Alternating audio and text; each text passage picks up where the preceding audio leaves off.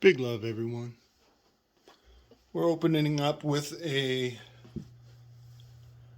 quote in honor of Sirhan Sirhan. I want to quote Jack Handy's deep thoughts. I think a really great gift for the president would be a chocolate revolver. And since he's probably so busy, you'd have to run it up to him and hand it to him. So this one is a continuation of my last video. We are dealing with MK Ultra programming. We will be digging into the Sol Invictus, the 13th sign of Ophiuchus. Excuse me. See, I misspoke. I did what so many people do. Ophiuchus is not a sign. Ophiuchus is a constellation. And please learn from my mistake here. It is the 13th constellation. It is not the 13th sign. So learn from my mistakes. And we will be delving into, cults, pagan cults that are steeped in blood sacrifice. The ritualistic removing of flesh as an offering to the goddess. And we will be talking about some very dark goddess figures. And, this is a hot button issue. So many people find biblical mythos very triggering because the divine feminine is vilified. And I think that if they were to read, the hero with 1,000 faces, they would have a better understanding of why, the divine feminine does have a strong relationship with blood ritual.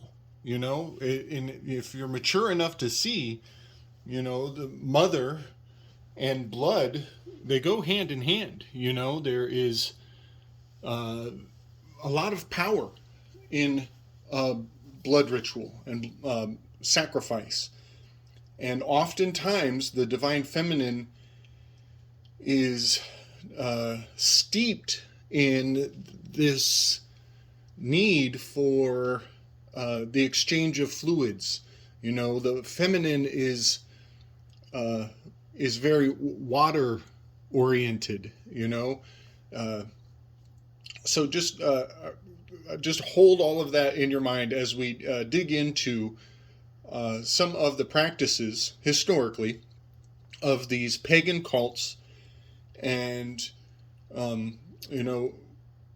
reason why the divine feminine has quite a historical shit show baked into her mythos. And I'm not meaning to defile anybody's religious propensity for extreme offerings.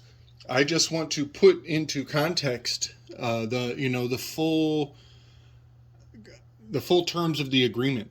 When we deal with these public expressions of honoring the feminine, the female, oftentimes it goes into very dark places for very good reason.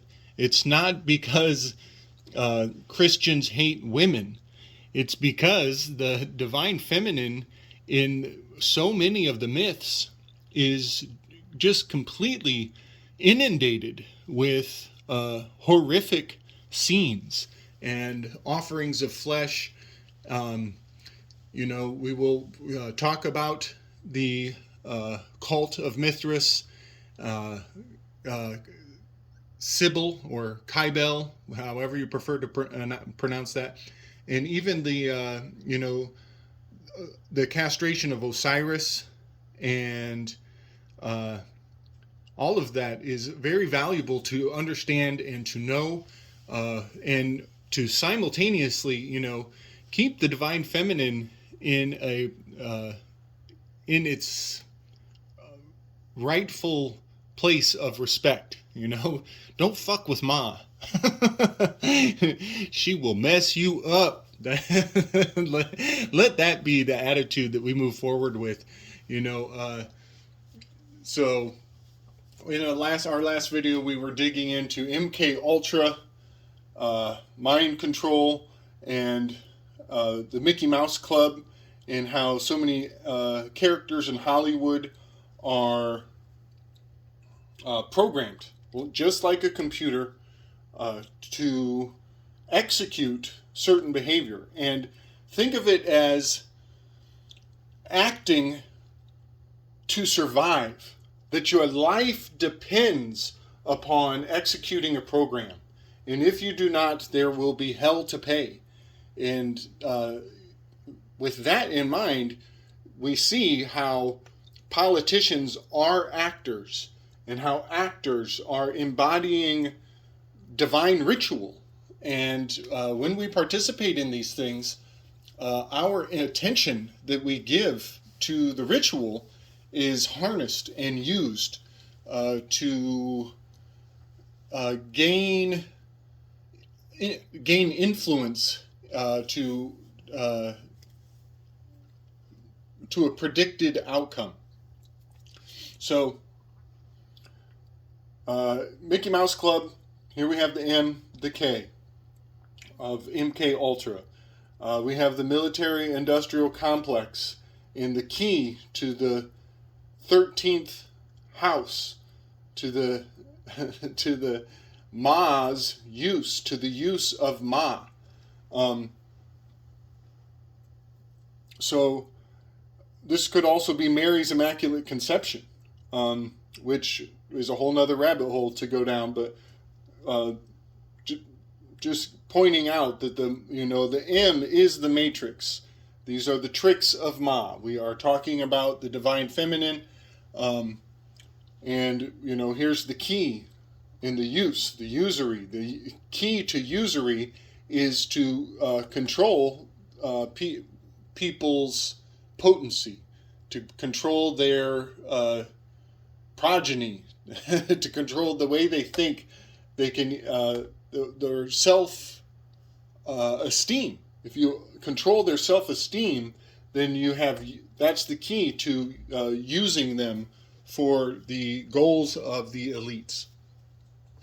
So I've mentioned this in my last video. Club, Mickey Mouse Club. Club means fire, and here we have the club shape.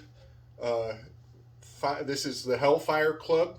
You could interpret the term Hellfire Club as fire, fire, fire, and all of that is honor to the Empire. This is the Empire. This is the cult of Mithras. So we talked about Julian Assange. They are jailing the messenger. You take off the M and the R from the word messenger, and you get Assange. Well, M and R, that's Mr. They're castrating his manhood. They're castrating the man. They're taking the man out of the messenger, and you get Julian Assange. And he's just laying down and going along with it, letting them drag him right into prison and role modeling some very self-destructive behavior. And whether whether those events are real or not, the story that they are etching into the collective memory will serve as as an example, as a dark and horrible example of lay down and get fucked. Not what I want to teach my children. So here we have WikiLeaks. I know it's spelled W-I-K-I, but here's the key. Key and leaks. Again, we're dealing with castration. That word leaks is very much pointing to, when a eunuch is castrated, there is a loss of pressure in the when they urinate, there's a tube that is inserted so that the urethra is still intact, but they are mocking the class of eunuchs, and I do believe that the eunuchs and these cult practices are very much in play. The higher up you go on the old totem pole into the circles of the elite. So we went over Julian Assange and his WikiLeaks and how it all plays into the key of usury. We talked about MK Ultra Jackson and how he was chemically castrated. Big up to my man Davin for bringing forward the term castrado. I highly recommend people take a moment and look up the concept of castrado. It consummates my theory that Michael Jackson was a icon of a very ancient practice. They were bringing what we're told these things stopped happening in the 18th century. Well, it only had to happen one time today, and they harnessed that one example of an ancient practice and proliferated it to the point that it has been replicated and repeated and exalted and given power.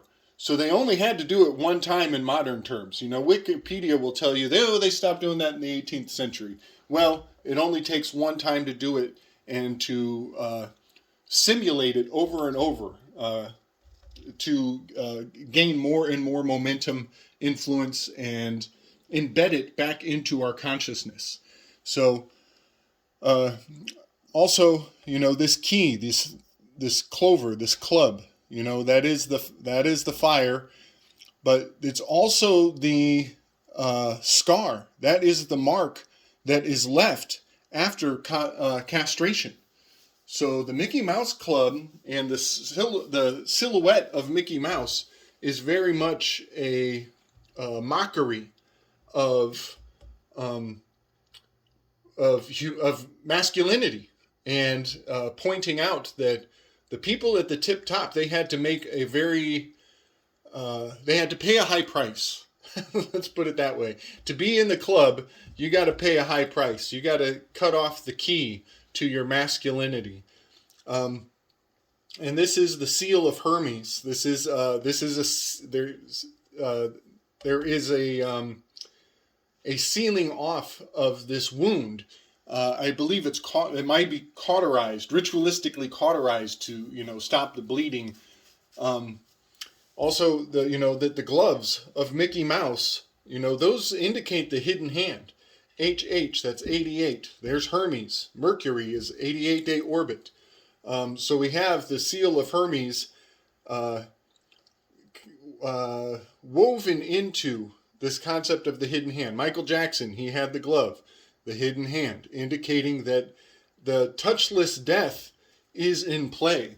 And we talked about the gloves represent karmic absolution, both in masonry and in the military. Do not get it twisted. They are one and the same. Absolutely, positively. MIC, Military Industrial Complex. They are deeply in bed with one another. So M is the 13th letter. Here I've done a little twisting and tweaking of the M to generate a 1 and a 3, but it is the 13th letter, and I want to talk about the 13th house, the 13th constellation. This is Ophiuchus, and this subject came up in Weaving Spiders a couple weeks back, and I could do a whole video just on this concept, but I'm trying to blaze through this as quickly as possible. Many people would call this the 13th sign, and that would be inaccurate. That would be not being impeccable with your words. It is not the 13th sign, it is the 13th constellation. And in fact, I'm probably out of line even using the term house. But I just wanted to point out it is 13th and aus. So we are, to some degree, we're pointing at this 13th constellation of Ophiuchus. And Ophiuchus is highly ambiguous. For one, he's castrated off of the zodiac. He's removed from the zodiac because, he comes and he goes. Robert Phoenix pointed this out, that every 5 years or so they bring Ophiuchus back into the picture to try to generate confusion around the symmetry of the zodiac, and it can be very controversial. But something that I found very interesting is that Ophiuchus he's castrated out of my dictionary of classical mythology. I can't find him in here. I go straight to Ophi, and he's not even in there, not even under Snake Charmer or any of his other names. So he is very enigmatic. We'll say that. He is very enigmatic. He is called the Serpent Charmer, and I do believe that the many characters from mythology are deeply embedded in Ophiuchus. I would say Ophiuchus is obfuscated for very good reason. He will emerge and disappear periodically through mythology, through history. But this number 13 is very important to the Masons, to those who are into wearing gloves ritualistically and practicing the touchless death.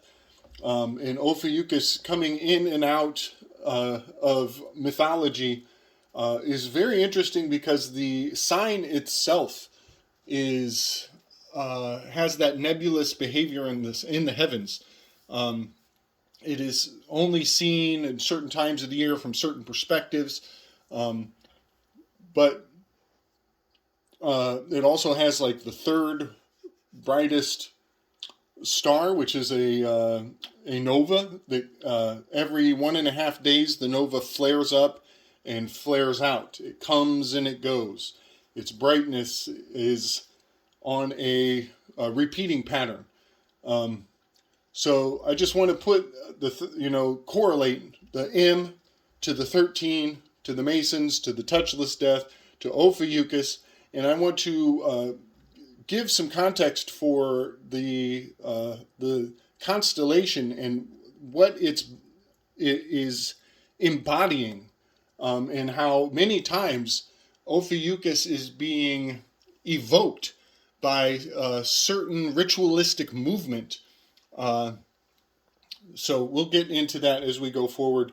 But I do believe that oftentimes our heroes are cast into this role. Gilgamesh was fighting Enkidu.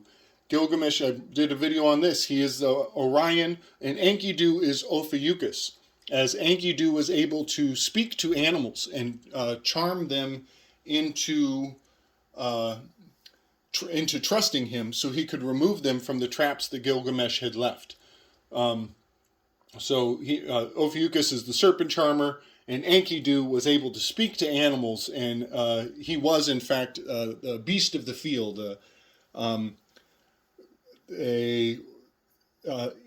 He was an animal himself. He was the missing link between man and animal. Much to learn about Enkidu and Ophiuchus and their tie-in there. So oftentimes, our heroes, we call them protagonists. And here we are going into this ritualistic removal of flesh, blood sacrifice, and using pain as a subconscious threat to the masses, to the population who is consuming this entertainment. Proto-agony. So our heroes are embodying the threat of damage onto the people who agree to watch the entertainment that will be put in front of them. And I just can't help but see that agony is embedded in the word protagonist. And a good example of this is, sports. Everybody, if if you're into sports, you will choose your protagonist and you will consider the opposition to be antagonists, meaning they want to take away the glory of your suffering. Antagonists want to remove the glory of the agony of the protagonist. They want to minimize the suffering of whichever team you choose to relate to, whoever you choose to associate or identify with. And all of this is sympathetic magic at its finest. So I often point out that the word sport is in reverse. You could get the word tropes. There are many tropes being embodied in our protagonists and antagonists. But there's also that word troops when you reverse the word sport. You get the word troops phonetically. And that makes a lot of sense. I don't think I have to elaborate very much, but this is, I always say this wrong, pan e circum, bread and circus. These are the proxy warriors who are going to go out and save you. These are your saviors, and they will give you a sense of catharsis so you can go to sleep and feel like salvation has been found on a daily basis. That's why people like movies that come to a sound conclusion at the end. But somewhere recently in Hollywood, the idea of a perpetual sequel has been embedded into our entertainment such that there will never be catharsis. There's never closure. And you end up going to bed and your dreams take on this form of incompleteness. And that is a very prolific pattern in the MK Ultra mind control for the past couple decades, that there is never a sense of conclusion at the end. And now we have, mini series that go on for season after season after season, building up the parthenia of the belief that salvation will never be found. The catharsis is ever elusive. And eventually that being suspended in that disbelief will build up a need for a savior to come and give us an answer. Anthony Fauci, please save us. And that guy will never go away. He's like the mini series that won't quit. All right, mini. Get it, mini? The mini series? Okay. So, CTE, I forget, this is a crazy word. Basically, traumatic brain injury. This is very profound to me. Our athletes, our heroes, they go through this self-mutilation, this suffering for the sake of our entertainment, so that we get a sense of intimacy.